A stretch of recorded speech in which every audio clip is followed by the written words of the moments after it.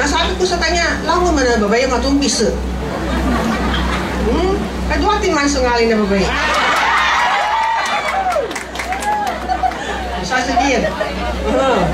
Dapat actually, yung nagkaroon kami ng tampuhan ni Ustad Sagir. Kasi yung pagsalita niya sa akin ng ganon, na di ka pakenso babae kumamal, na pumasok yun sa utak ko.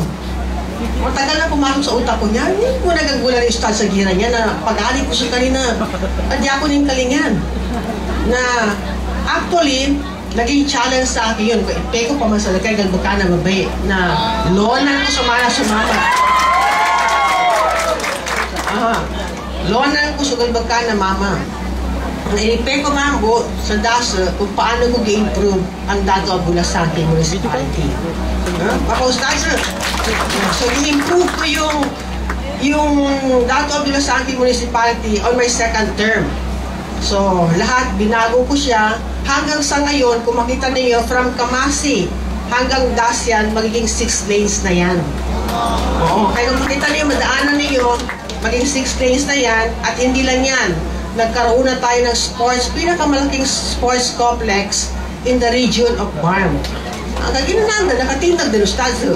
Nagabubit yan. Ay, hindi patinag ko. Maliban sana. So, second term ko, siyempre pinagsabihan niya ako na meron naman din mga grupo alliance na gusto magtakbo ako ng provincial governor. Na nausip ko naman si Ustad. Hindi naman yung gulang sa laki Ustad. Kasi hindi pa kami nag-uusap. Masabay kampanya niya sa akin na hindi ako buto ka ginababay ako. Ay ko na, anyway, sabi ko, hayaan mo na kay makita niya rin itong munisipyo ng DAS, magtayo talaga ito. Na pinatayo ng anak ko kasi hindi ko na naabutan. Ang naabutan ni Ustad Sagir doon, poste pa lang ipatayo ko kaya hindi pa natapos yan. Masabi ko, tapusin ko talaga yan. Hindi ako maghinto na hindi ko matapos yan. At taman sa guna, kapya mga gusto munisipyo na DAS, rin narandan ko na ng munisipyo din. Na maliban doon, na lahat ng inaano sa akin ni Ustad, hindi ko gina-take as negative. I always take it as a positive. Para kung ano yung gawin ko na ma-please ko siya. No? Ibig sabihin na paano ko ma-please yung aking kamag-anak na Ustad. Kasi aram mo Ustad sa malbuto, aram mo Ustad sa kanang malbuto. Sabi ko nga, paano kaya ito si Ustad sa kanina? Alam natin na si Ustad sa kanina sikat. Sikat siya sa Maguindano. Kaya mo siya sa Maguindano at sa Saud niya sikat sa kanin. Ano di malbuto. Na sabi ko sa kanya na hayaan mo na yan si Ustad, magtrabaho na lang ako. Kasi marami siyang mga challenge na naririnig ko in between. Pero hindi naman nakadirect na naririnig ko na mula sa bunganga niya, diretso sa tayo niya. Kung hindi naman ganon. Meron lang ako naririnig na di naman ito umati sa sura. Na ngayon, Ustad, I challenge you.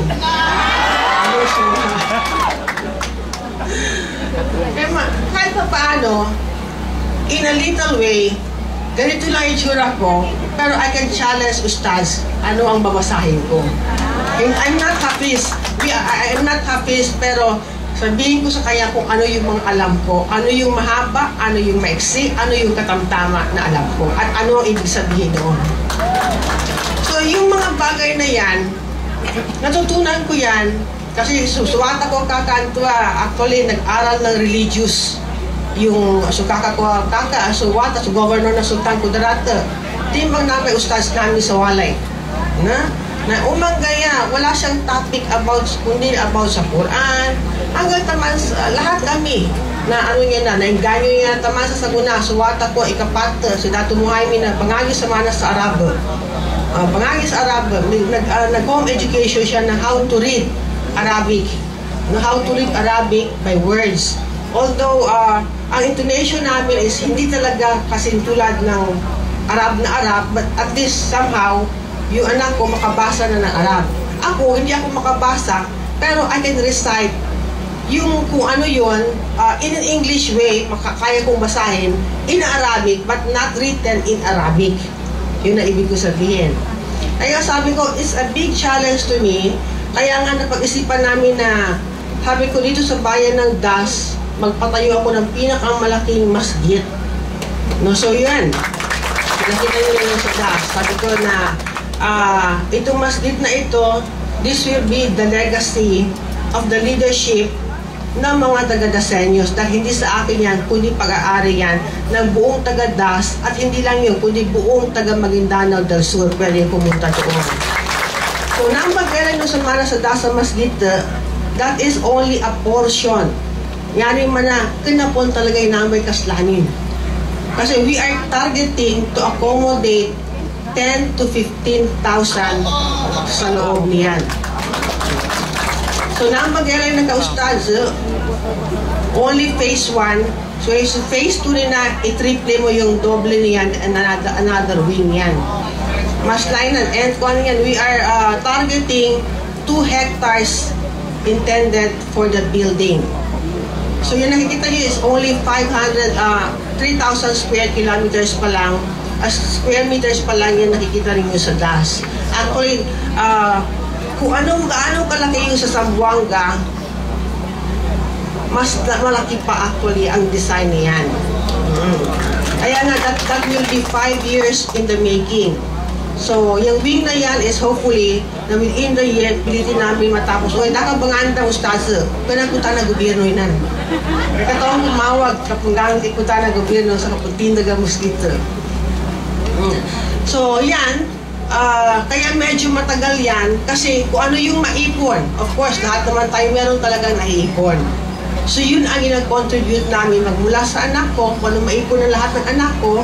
Kaya kung makita yung anong restaurant ng mga wata ko, pag alam namin kung mana nga namin kinapagkait ustads, a certain percentage of the income doon sa construction mapupunta. So, yun ang ginawa namin dyan sa bayan po ng Dado Abdulasaki Municipality. So, hindi na ako magsabi about politika kasi kung ano na lang yung ginagawa ko, it's very hard to attack. Ayaw ko rin mag-attack. Kasi ang alam ko dito, there was a surah, like a Suratul Fil, no? Alam natin yung Suratul Fil is the surah of the elephant. It is the story of the elephant na ang dami-daming kalaban, ang dami-daming nagbabatikos, but hindi imposible. Not unless the Almighty Allah Subhanahu wa Ta'ala will help you, and there is nothing impossible. Walang imposible. Ang para sa'yo ay para sa'yo, kung talagang para, kung yun ang talagang kapalaran mo.